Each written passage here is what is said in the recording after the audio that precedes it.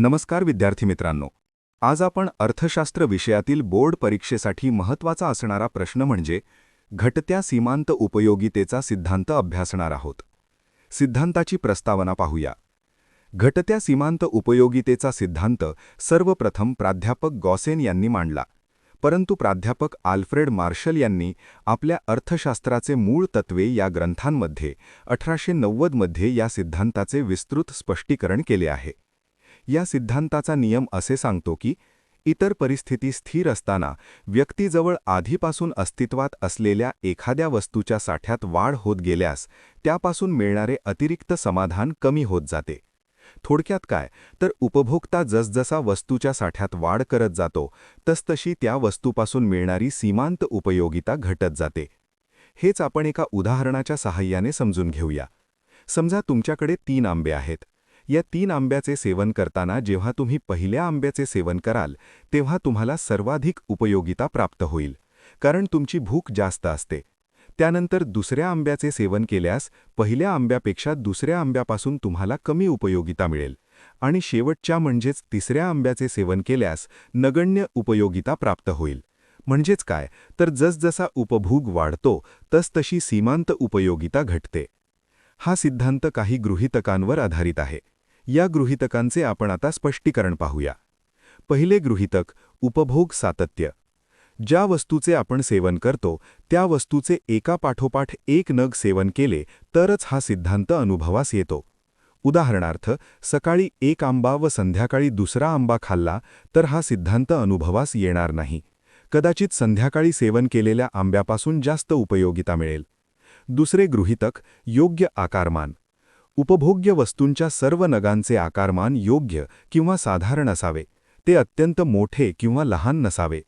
उदाहरणार्थ, तहानलेल्या व्यक्तीला पेल्याने पाणी दिले तरच हा सिद्धांत अनुभवास येईल.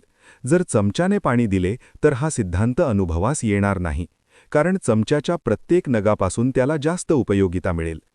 तिसरे गृहीतक विभाज्यता. सिद्धांत असे गृहीत धरतो की उपभोगात आणलेली वस्तू विभाज्य असावी. त्यामुळे वस्तूचे लहान भागात विभाजन करून वस्तूचे एकामागे उपभोग घेतला जातो.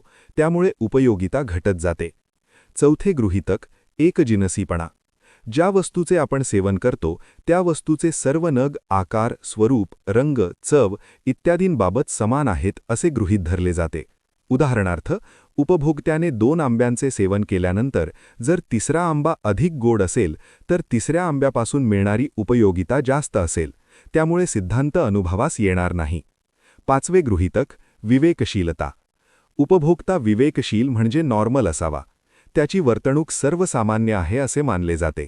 त्यामुळे तो महत्तम समाधान मिळविण्याचा प्रयत्न करतो. उदाहरणार्थ, एखाद्या व्यक्तीने 2 पोळ्यांच्या सेवनानंतर मादक पदार्थांचे सेवन केले तर त्याला तिसऱ्या पोळीपासून जास्त उपयोगिता मिळेल, कारण मादक पदार्थाच्या सेवनामुळे त्याच्या मानसिक स्थितीत बदल घडून त्याला जास्त भूक लागते. त्यामुळे त्याचे समाधान होत नाही. सहावे गृहीतक स्थिरता. उपभोगाच्या प्रक्रियेत उपभोक्त्याचे उत्पन्न, चव, पसंती, सवयी, आवडीनिवडी यांसारखे घटक स्थिर असावेत. पैशाची सीमांत उपयोगितासुद्धा स्थिर असल्याचे गृहीत धरले जाते. आता आपण आकृतीद्वारे नियम समजून घेऊया. आकृतीचे निरीक्षण केल्यास आपल्याला लक्षात येईल की सीमांत उपयोगिता वक्र हा डावीकडून उजवीकडे वरून खाली जाणारा आहे, कारण वस्तूच्या प्रत्येक नगापासून उपयोगिता घटत जाते. तृप्तिबिंदू म्हणजे समाधानाचा बिंदू प्राप्त केल्यानंतर वस्तूचा उपभोग घेण्यास समाधानाचे रूपांतर असमाधानात होऊन ऋण उपयोगिता मिळते. सिद्धांताला काही अपवाद आहेत. अपवाद म्हणजे ज्या घटकांच्या बाबतीत सीमांत उपयोगिता कमी होण्याऐवजी वाढत जाते. पहिला अपवाद म्हणजे छंद. पोस्टाची विविध तिकिटे, दुर्मिळ नाणी व दुर्मिळ चित्रे यांचा संग्रह करणे, संगीत ऐकणे, पुस्तकांचे वाचन करणे यांसारख्या छंदांबाबत हा सिद्धांत अनुभवास येत नाही. याचे कारण त्यांच्या साठ्यात होणारी वाढ अधिकाधिक आनंद देते. त्यामुळे सीमांत उपयोगिता वाढते. परंतु यात एकजिनसीपणा व सातत्य या गृहीतकांचे उल्लंघन झाले आहे. दुसरा अपवाद म्हणजे व्यसन. व्यसनी वस्तू या सिद्धांतास अपवाद ठरतात, कारण मादक वस्तूचे सेवन करणाऱ्या मद्यपी व्यक्तीला पहिल्या नगापासून जेवढी उपयोगिता मिळते त्यापेक्षा दुसऱ्या व तिसऱ्या नगापासून जास्त उपयोगिता मिळते. परंतु या ठिकाणी व्यक्तीच्या मानसिक स्थितीत बदल झालेला असतो. ही स्थिती सर्वच व्यसनाच्या बाबतीत लागू होते. मात्र यात विवेकशीलता या गृहीतकाचे उल्लंघन झालेले आहे. तिसरा अपवाद म्हणजे कंजूष व्यक्ती. कंजूष व्यक्ती हा लोभी असल्यामुळे वस्तूच्या प्रत्येक वाढीव नगापासून त्याला मिळणारी सीमांत उपयोगिता वाढत जाते. तो अविवेकी असतो, त्यामुळे पैशाच्या साठ्यात होणाऱ्या वाढीबरोबर पैशाची सीमांत उपयोगिता वाढते. परंतु यात विवेकशीलता या गृहीतकाचे उल्लंघन झालेले आहे. चौथा अपवाद म्हणजे सत्ता. व्यक्तीला जसजशी सत्ता प्राप्त होते तसतशी त्याची सत्तेची लालसा वाढत जाते. ती जास्तीत जास्त सत्ता मिळविण्याचा प्रयत्न करते. परंतु येथे विवेकशीलता या गृहीतकाचे उल्लंघन झालेले आहे. पाचवा अपवाद म्हणजे पैसा. पैशाची सीमांत उपयोगिता कधीही शून्य होत नाही असे म्हटले जाते. पैशाच्या साठ्याच्या वाढीबरोबर सीमांत उपयोगिता वाढत जाते.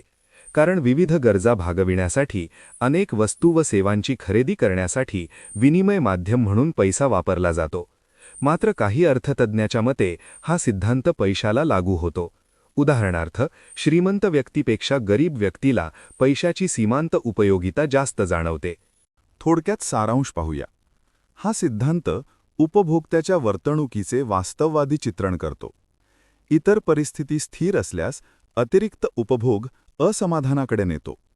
सुखी जीवनासाठी संयम महत्त्वाचा आहे हे हा सिद्धांत शिकवतो. व्हिडिओच्या डिस्क्रिप्शनमध्ये PDF फाईलची लिंक दिलेली आहे.